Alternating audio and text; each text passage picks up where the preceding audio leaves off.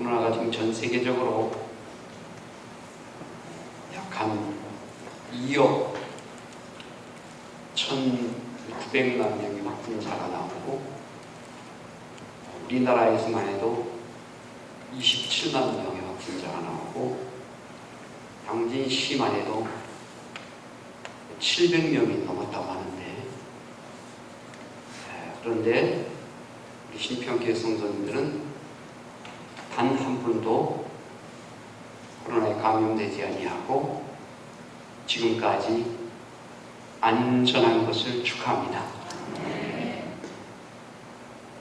세상에서 가장 강한 사람은 힘이 있는 사람이 강한 사람이 아니고, 돈이 많은 사람이 강한 사람이 아니고, 권력을 가진 사람이 강한 사람이 아니고, 강력한 무기를 가지고 있다고 해서 강한 사람이 아니고, 끝까지 남는 자가 강한 자입니다. 끝까지 남기를 축복합니다. 오늘은 설교 제목이 돈입니다. 돈. 제가 가능하면 설교 제목을 간단하게, 여러분 주일 예배 끝나고 가면 설교는 거의 잘 기억을 못할 거예요. 물론 콩나물을 기를 때 물은 다 빠져나가고 콩나물은 자라지만, 그래서 설교 제목이라도 좀 기억하시라 생각을 하면서 간단하게 설교 제목을 만듭니다. 돈. 돈을 영어로 money라고 그러죠. money. 그런데 도둑놈이 훔쳐간 돈은 무슨 돈인지 아십니까? 슬그머니.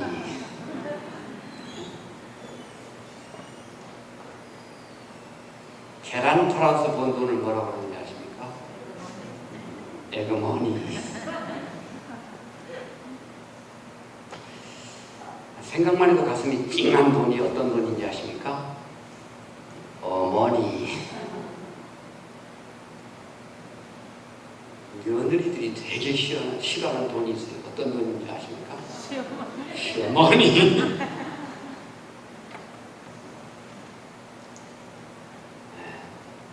이 시어머니들 며느리한테 너무 싫어함을 당하는 그런 분 되지 마시고, 웬만하면 잘 좀 품어주시고요. 저는 가끔 그런 생각합니다. 자식도 뭐 완전하지 못한데 며느리가 뭐 완전하겠습니까? 그러나 사실은 요즘은요, 며느리가 구박받는 시대가 아니고 시어머니가 구박받는 시대입니다. 시어머니가 며느리한테 꼼짝하고 큰 소리 한번 못 쳐요. 눈치 보여가야 돼요. 그러니까 여기 며느리분들 계시면 시어머니 좀 불쌍히 여주세요. 그분들 기껏 해봐야 나보다 한 30-40년 먼저 갈 거예요. 어린아이들이 아주 좋아하는 돈이 있대요. 어떤 돈일까요?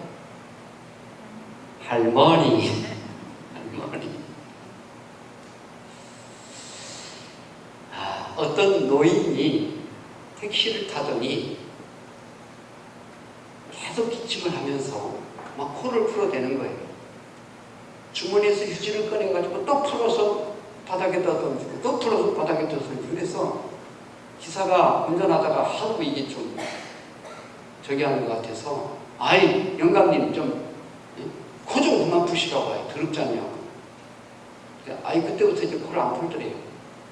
그래가지고 딱 목적지에 도착해서 택시 요금을 딱 주고 이제 내리니까 이 기사가 아이 저런 영감님 하면서 이제 그 쓰레기를 치우려고 보니까 이게 웬일입니까?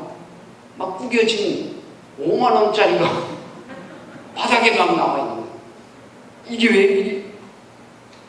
영감이 돈도 많은 영감인가 봐. 그래가지고 그거 고픈 거를 보니까 10장이더래, 10장. 여러분, 코를 풀든지 말든지, 더럽든지 말든지, 구겨졌든지 말았든지 5만 원은 5만 원인 거예요. 그쵸? 네. 이 택시기사가 야 괜히 코 그만 풀려고 그랬네. 그런 줄 알았더니 할아버지 시키니 실컷 좀 푸시라고 그러니까. 이제 추석 명절 다음 주간인데 여러모로 돈 쓸 일이 참 많을 겁니다. 또 명절 때만이 아니고 우리가 일생을 살아가다 보면 진짜 돈이 필요합니다. 그렇잖아요? 네. 돈 없이 살 수 없어요. 네. 돈 있어야 먹고 살잖아요. 돈 있어야 옷도 사 입고, 돈 있어야 집도 사고요. 네. 돈 있어야 자식들 결혼도 시키고, 네. 돈 있어야 애들 학교도 보내고, 그렇지 않습니까? 돈 없어도 뭐 세상 사는 거 아무 지장 없다고 그러면 뭘 아침 새벽부터 아니면 그 출근하고 그냥 별 그 정말 자존심 상하는 소리 다 들어가면서도 참 일하겠습니까? 돈 때문에 그래도 돈 때문에. 이러다 보니 나도 모르는 사이에 돈이 우상화되는 경우도 있습니다. 사람 나고 돈 난 건데 내가 왜 이렇게 돈에 끌려다녀야만 되는가? 그냥 돈 벌기 위해서는 자존심도 내팽개쳐야 하고, 돈 벌기 위해서는 그냥 내 인생도 없고 시간도 없어요. 어쩌면 평생을 돈 벌다가 그냥 끝나는 게 인생 아니겠는가 하는 생각을 해봅니다. 그래서 오늘 돈이라는 제목으로 잠시 말씀을 나누고자 합니다. 돈에 대해서 유명한 말들을 하신 분들이 많은데 그 중에 몇 사람만 소개 좀 해드리면, 칼 샌드버그라는 분 이런 말이에요. 돈이란 힘이고 자유이며 모든 악의 근원이기도 한 동시에 한편으로는 최대 행복이 되기도 한다. 돈이 힘이래, 돈이 자유래. 돈이 있는 만큼 자유를 누리거든요, 사실. 그러나 모든 악의 근원이기도 하대요. 돈 때문에 죽고 살고, 돈 때문에 그냥 세상이 얼마나 시끄럽습니다. 돈 때문에. 또 한편으로는 최대 행복이기도 하대요. 돈 있으면 참 행복할 수 있지요. 탈무드, 유대인의 탈무드, 지혜서라고 하는 탈무드에 이런 말이 있어요. 두툼한 지갑이 무조건 좋다고 말할 수는 없다. 그러나 텅 빈 지갑은 확실히 나쁘다. 유럽의 속담에 이런 말이 있답니다. 돈은 어떻게 쓰느냐가 돈의 가치를 결정하는 것이다. 어떻게 쓰느냐가 그 돈의 가치를 결정한대요. 폴 리처라는 이런 말이 있어요. 돈이 없으면 방랑자요, 돈이 있으면 관광객이다. 그런데 며칠 전에 제가 한번 그 한겨레 신문을 잠깐 보니까요, 탁구 선수 신유빈을 소개하는 그런 기사가 있었어요. 이 사람은 17살에 어린 나이에 국가대표가 돼가지고 지난 2020 동계올림픽에 이제 갔었잖아요. 그리고 이 굉장히 아주 인기가 올라갔어요, 이 사람. 어린 나이에 아주 성격도 괜찮고 아주 그냥 또 어렸을 때부터 5살 때부터 탁구 신동이라고 그래가지고 아주 언론을 많이 타다 보니까 이제 인기가 많아가지고 이 사람이 이제 광고 모델을 해가지고 돈을 벌었는데 8천만 원을 벌었대요. 그래가지고 자기 고향인 경기도 수원 아주대병원 그 소아 청소년 환자를 위해서 기부했대요. 이 아주대병원에 우리 이용수 장로님 따님도 그 의사로 계시는데 거기에 8천만 원을 기부했대요. 8천만 원. 그리고 이 신유빈이가 대한항공에서 받은 첫 월급 가지고 보육원 아이들의 운동화 구입비로 기부를 했대요.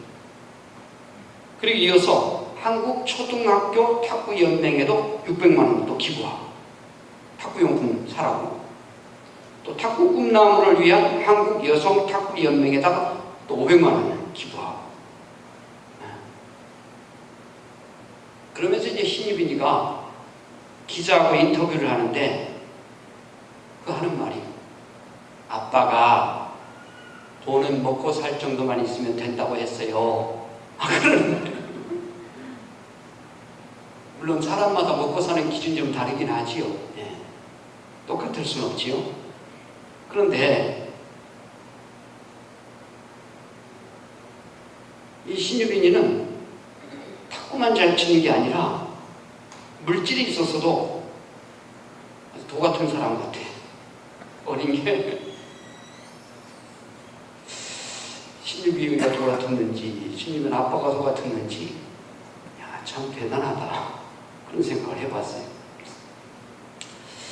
사실 저는 가끔 그런 생각을 합니다. 돈 참 좋은 것이다. 돈 많이 있으면 할 일이 많다. 난 좀 많았으면 좋겠다.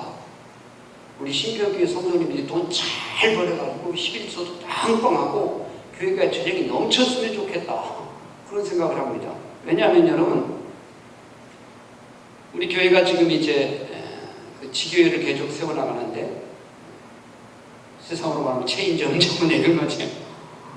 태국에다가도 지교회를 세우고, 인도에다가도 세우고, 필리핀 민다나오에다가 세우고, 지금도 충분히 교회도 하나 정도를 세울 수 있을 만큼 준비는 되어 있는데, 이 코로나 때문에 이제 우리가 제대로 활동을 못해서 지금 못하고 있지만, 여러분 돈이 많으면 수십 개 많은, 수백 개 많은 교회들을 세워서 하나님께 영광 돌리고 세상을 복되게 만드시지 않겠습니까? 그래서 돈 많았으면 좋겠어요. 제가 한 달에 한 번씩 방글라데시에 영상으로 이제 설교를 해주는 그 교회는, 지난번에도 한번 말씀드렸습니다만, 이 사람이 한국에 와서 노동자로 있다가 복음 받아들이고 거기 가서 이제 교회를 세웠는데 자기는 평신도잖아요. 그러니까 설교나 축도는 이제 목사님들, 세계 각국에 있는 목사님들 연결시켜서 이제 하게 되는 거예요. 그런데 보니까 거기가 하나 건물을 임대해가지고, 한 칸을 임대해가지고 거기서 예배도 드릴 뿐만 아니라 학교도 하고 있대요. 학교도. 그러면서 이제 건물을 제 건물을 가질 수 있도록 기도해달라는 거예요.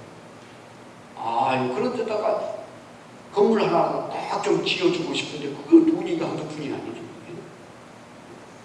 방글라데시 수도에다가도 하기가 쉽지 않죠. 러시아 선교사가 자기가 이제 우리 교단에서 선교사 훈련을 다 마치고 이제 선교사로 파송하게 됐다고 하면서 우리 교회를 찾아오셨어요. 오셔가지고, 제가 좀 러시아 선교를 해야 되는데 최소한 후원이 200만 원 이상을 확보해야 파송이 됩니다. 그러니 저를 좀 파송을 해 주십시오. 근데 선교사 파송할 때 제1후원, 제2후원, 제3후원이 있는데, 제1후원은 한 달에 100만 원, 제2후원은 한 달에 50만 원, 제3후원은 한 달에 30만 원, 그리고 이제 정착금 일부 이렇게 하는 건데, 저희는 뭐 여기저기 하다 보니까 갑자기 이렇게 하기가 쉽지 않아서 제가 기도는 하겠습니다만 지금 당장은 쉽지 않습니다.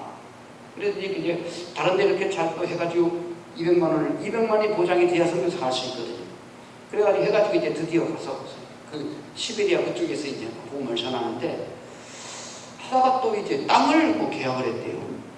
땅이 뭐 한 1억 큰 땅을 계약을 했대요. 그리고 거기다 이제 학교도 세우고 뭐 교회도 세우고 하면서 이제 큰 사역을 해보겠다고.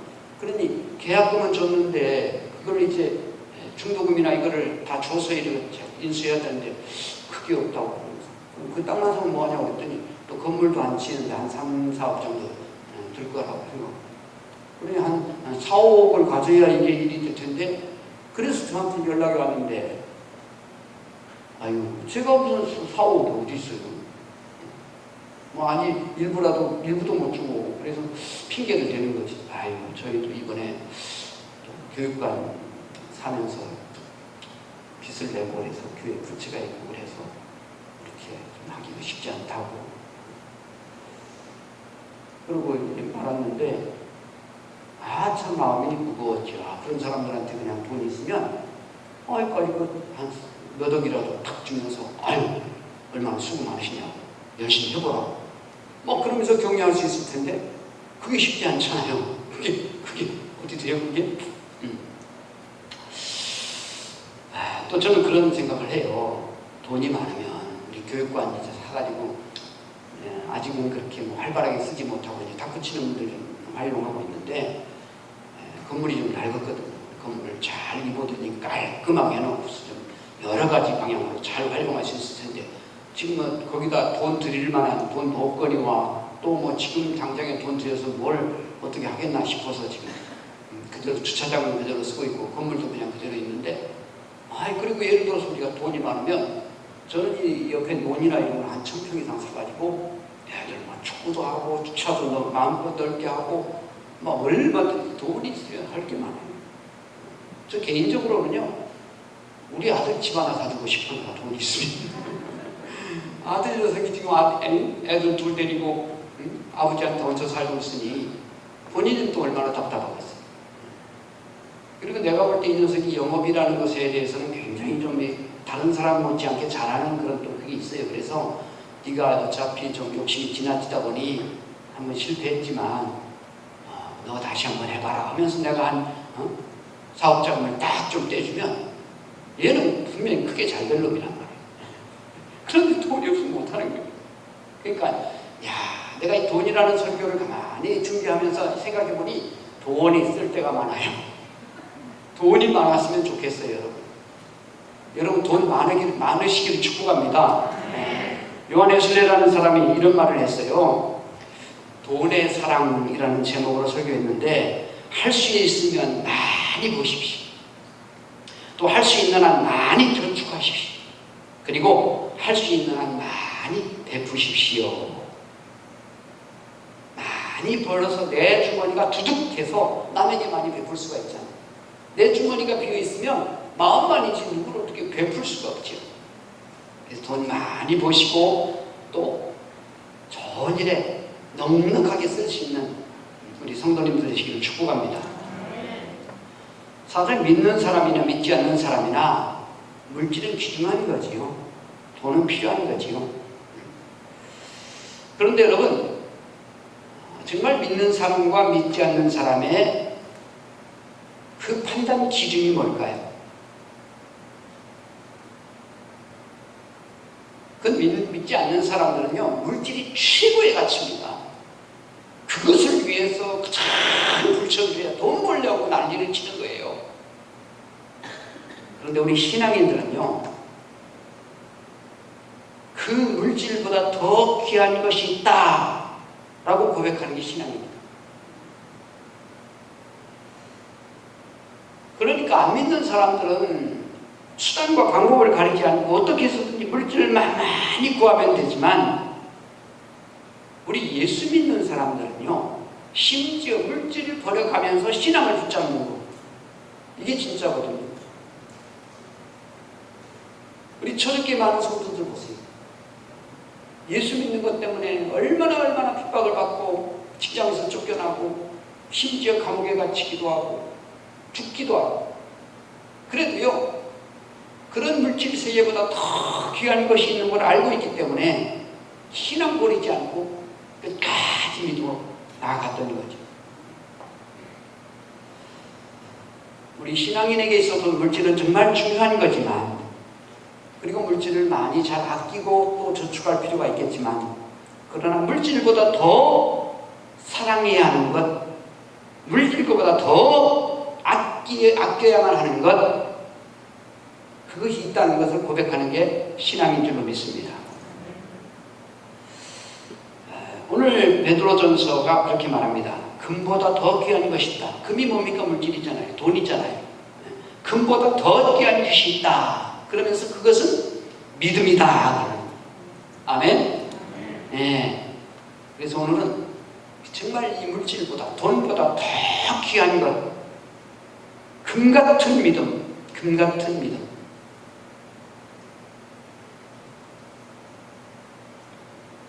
그러니까 아무런 믿음이나 좋은 믿음이 아니라 정말 금보다 귀한 믿음, 금 같은 믿음, 그런 믿음이 정말 귀한 믿음이라고 성경은 말씀하고 있고, 오늘 저와 여러분이 정말 금 같은 믿음 갖기를 간절히 소망합니다.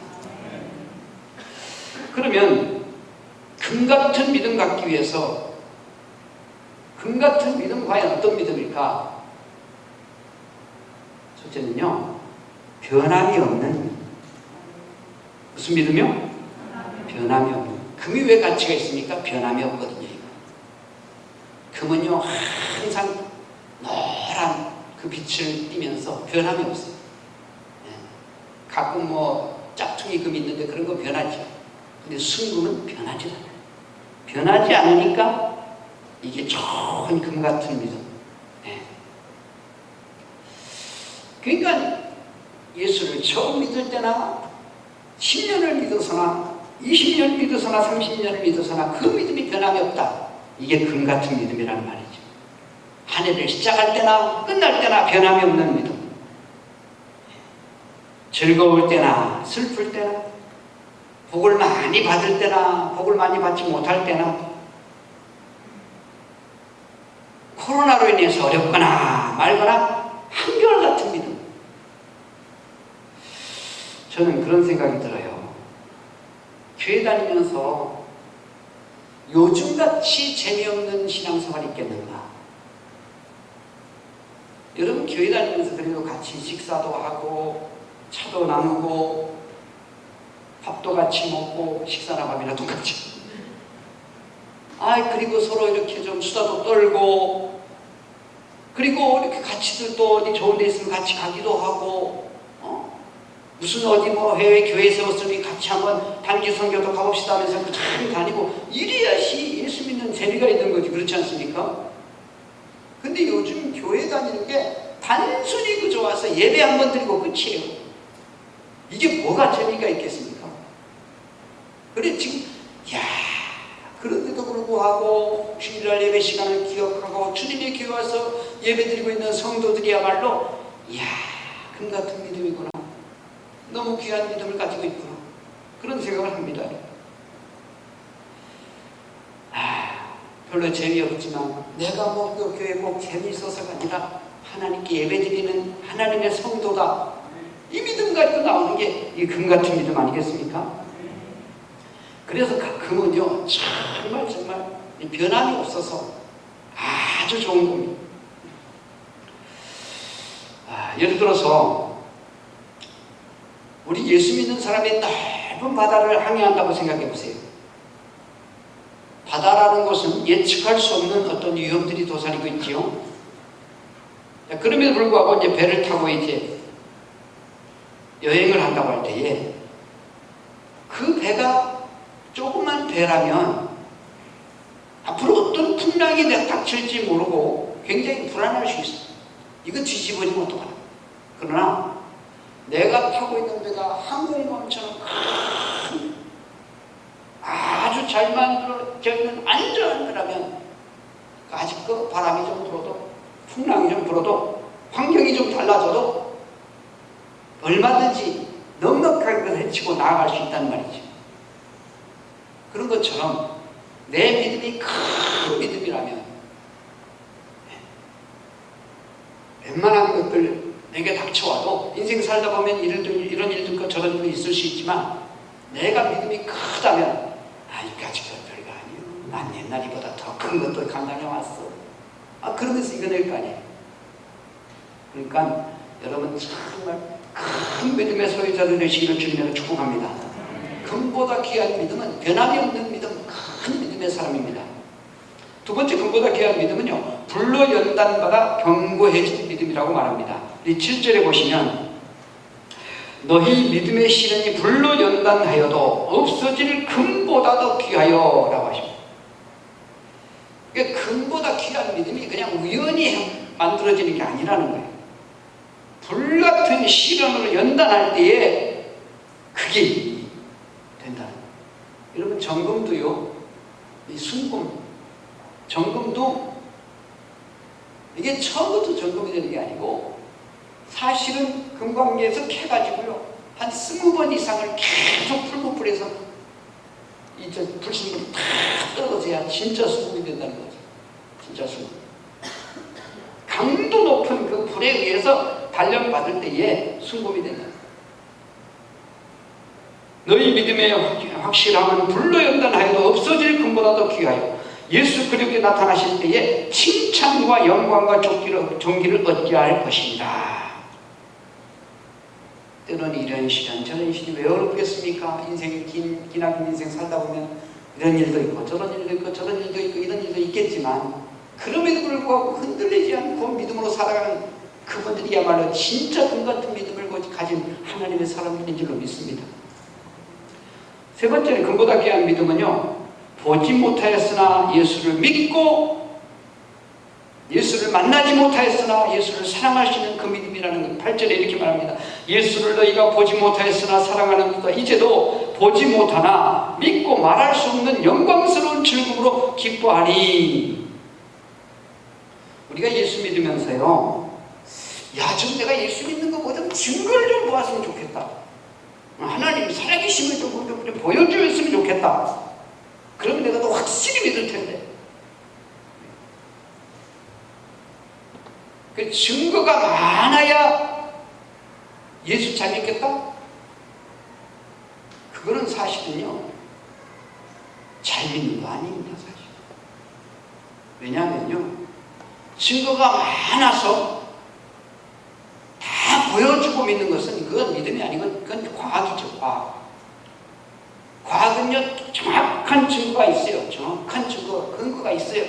신앙은요, 정확한 근거가 없어요, 사실. 물론 개인적인 신앙 체험들이 많이 있겠습니다만은 예수님은요, 우리의 신앙의 기준을 체험해 주지 말라고 그래요. 그러면서 예수님께서 요한복음에 보면 그런 사람에게 예수님은 자기를 택하지 아니하시니라. 믿음이 좋은 사람은요, 굳이 증거가 필요 없습니다. 진리의 말씀을 믿고 하나님의 살아계심을 믿고 하나님이 나를 사랑하시고 예수님이 나를 위해서 십자가에 못 박혀 죽으시고 나를 구원하시고 내 죄 사함받게 하시고 그래서 내가 하나님의 자녀가 되고 영광스러운 그 나라의 천국에 내가 가는 날을 기대하면서 믿는 이 믿음이 진짜 믿음인 거죠. 진짜 믿음. 보지 못하는 것들의 증거다. 히브리서 11장에 믿음은 보지 못하는 것들의 증거라. 성경이 말하는 진짜 믿음은 보지 못하면서도 믿고 있는, 그리고 그 믿음으로 하나님의 살아계심이 증거되는 게 진짜 믿음이다. 진짜. 그런 의미에서 이 시대의 신실한 성도들의 믿음은 칭찬드릴 만한 믿음이다. 왜냐하면 우리가 예수님 때처럼 예수님 무슨 거리에 왔다 갔다 하는 걸 보았습니까? 죽은 자를 살리신 모습을 보았습니까? 병자를 고치시는 예수님을 보았습니까? 갈릴리 해변에서 말씀 선포하신 예수님을 보았습니까? 본 일 없어요. 그런데도 우리는 예수를 믿고 있는 거예요. 오병이의 기적을 체험해보지도 못했고 예수의 부활을 직접 목격하지도 못했지만 우리는 그럼에도 불구하고 예수를 믿는 하나님의 사람들입니다. 아멘. 그래서 오늘 말씀 그대로 지금 여기에 계신 분들이 금같은 믿음의 사람들이다. 저는 그래서 금같은 믿음의 사람들. 그래서 주님께서 우리 성도님들 향해서 칭찬과 영광과 존귀를 얻게 하실 것이라 믿습니다. 우리 모두에게 하나님의 칭찬과 존귀와 영광이 충만하게 될 줄로 믿습니다. 아멘. 아버지, 오늘은 금보다 더 귀한 믿음을 함께 말씀을 나눴습니다. 나 자신을 바라볼 때 부족하지만 연약하지만 그러나 주님을 향한 믿음은 변함이 없음을 고백합니다. 그 믿음 바라보시고 주님께서는 나를 향해 금보다 귀한 믿음 가졌다라고 말씀하시며 칭찬과 존귀와 영광을 얻게 하실 것이라 말씀하시는 하나님을 찬양합니다. 신실한 믿음으로 세상을 이기며 나 자신을 이기며 환경을 이기며 원수마귀를 이기며 죄악을 이기며 승리하는 하나님의 사람들 되게 하옵소서. 예수님의 이름으로 감사기도 하옵나이다. 아멘.